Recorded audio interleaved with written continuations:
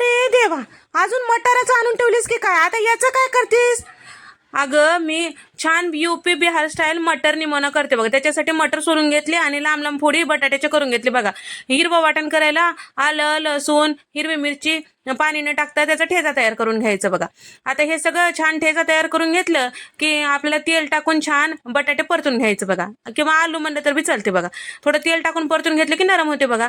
आणि मिक्सरला काय की मटर छान फिरून घ्यायचं आणि थोडंसं मटर बाजूला ठेवायचं. आता हे आलू छान नरम झाले की ताटात काढून ठेवायचं. मिक्सरला फिरवलेलं जे मटरचं पेस्ट आहे की नाही, ते बी परतून घ्यायचं बघा. छान परतून घेतलं की ते बी बाजूला काढून ठेवायचं. आता काय करायचं, भाजीला फोडणी द्यायची बघा. भाजीला फोडणी देण्यासाठी तेल टाकून घेतले, जिरे मोहरी थोडं टाकून घेतले की तडतडले की खडे मसाले टाकून घ्यायचं, ते बी परतून घ्यायचं. थोडं टमाटर टाकून घ्यायचं, ते बी परतून घ्यायचं बघा.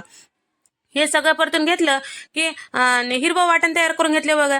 आलं, लसूण, हिरवी मिरचीचा ते टाकून परतून घेतलं आणि मिक्सरला फिरवलेलं मटरची पेस्ट आणि थोडं मटर आणि थोडं पाणी टाकून छान परतून घ्यायचं.